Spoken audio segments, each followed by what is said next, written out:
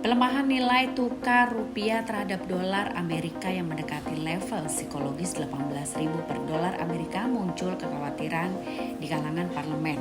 Kondisi tersebut dinilai berpotensi memberikan tekanan terhadap perekonomian rasional, terutama pada daya beli masyarakat yang selama ini masih berupaya pulih di tengah berbagai tantangan ekonomi global.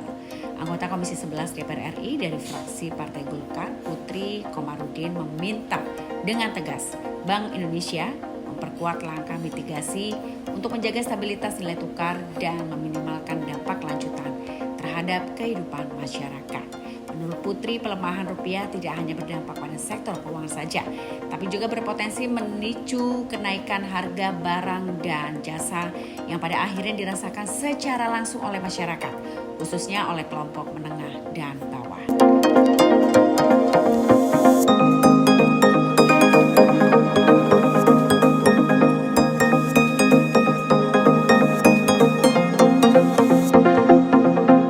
Terhadap pelemahan kurs yang seolah-olah dengan makan obat ini maka semua penyakit akan sembuh. Tidak, masih banyak isu-isu lain yang menyebabkan rupiah melemah.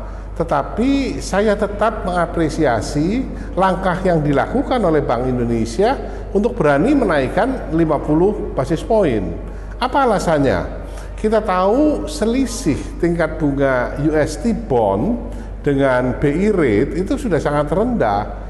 Untuk USD bond yang di atas 30 tahun itu tingkat bunganya sudah di atas 5. Kemudian T-bill yang 10 tahun sudah 4,4 sampai 4,6%. Sementara BI rate di level 4,75. Jadi spreadnya sudah sangat kecil. Sehingga kalau spreadnya sangat kecil, tidak ada sama sekali gula-gula atau yang menarik bagi orang yang akan investasi di mata uang rupiah. Maka ketika ada tekanan pada pasar saham, orang melarikannya ke dolar, tidak mau menyimpan di instrumen lain dalam mata uang rupiah, apalagi ada isu kepercayaan. Kami menyadari, saya menyadari 100% bahwa kenaikan BI rate ini pasti akan mengerek tentu saja tingkat bunga kredit, sehingga tentu akan mengganggu di pertumbuhan ekonomi.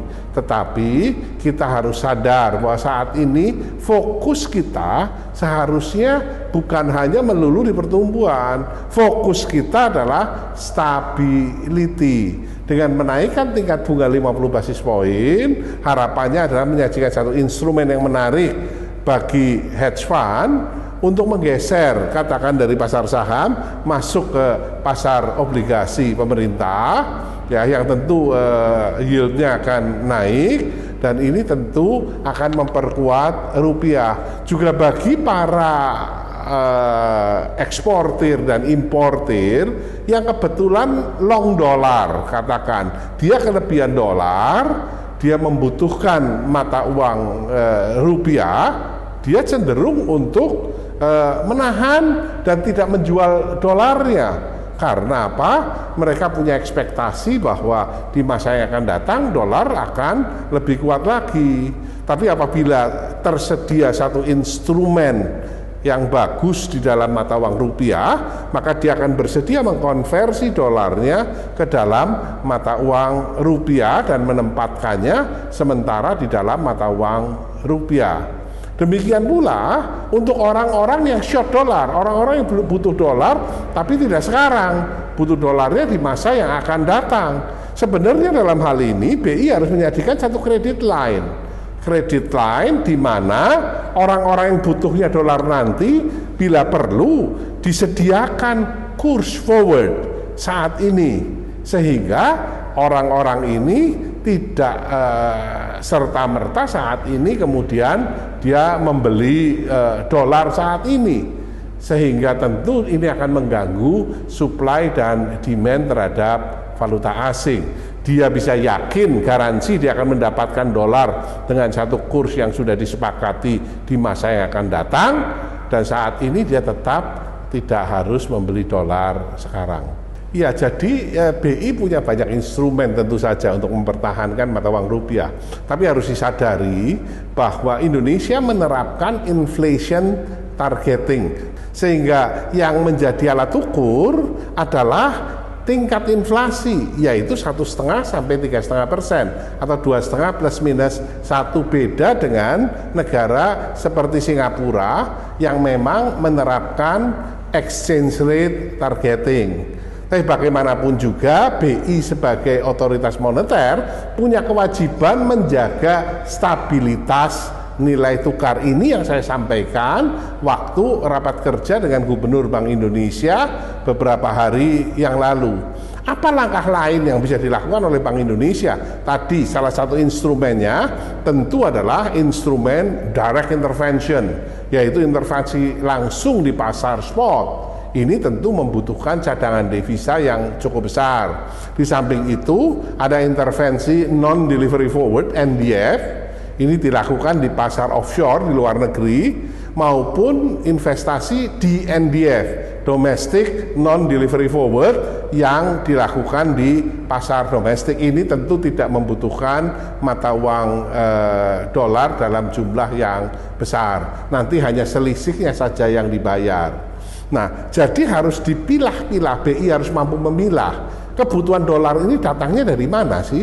Apakah datangnya dari sektor keuangan, dari para hedge fund yang melakukan capital outflow dari Indonesia, atau memang dari sektor real? Kalau dari hedge fund tentu tidak bisa diatasi dengan cara intervensi, karena kita tahu besaran mereka sangat besar, jebol kalau dilakukan satu intervensi secara langsung. Ibaratnya gareni lautan, tidak ada gunanya. Tetapi kalau untuk kebutuhan ekspor dan impor, ya tentu BI dalam hal ini at any cost harus menyediakan dolar. Salah satunya lewat tadi yang saya katakan credit line. Ya, di samping itu, BI sudah banyak melakukan langkah-langkah seperti pembatasan pembelian dolar.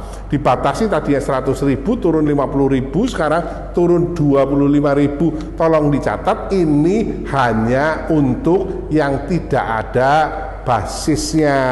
Jadi memang beli dolar semata. Tapi kalau ada underlying transaction-nya untuk kebutuhan impor, tentu harus disediakan oleh Bank Indonesia, ya. Apalagi langkah yang lain? Tentu di dalam kondisi seperti ini, ya BI harus melakukan satu moral suasion, yaitu apa ya? Desakan kuat lah. Para dealing room dijagain, jangan mereka melakukan transaksi ikut-ikutan, melakukan transaksi yang sifatnya spekulatif untuk menurunkan mata uang rupiah. Demikian pula verbal intervention, ini juga perlu dilakukan.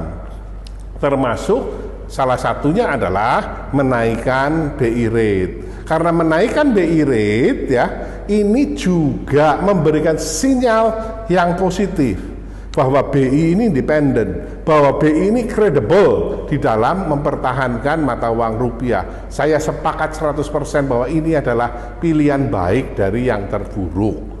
Tentu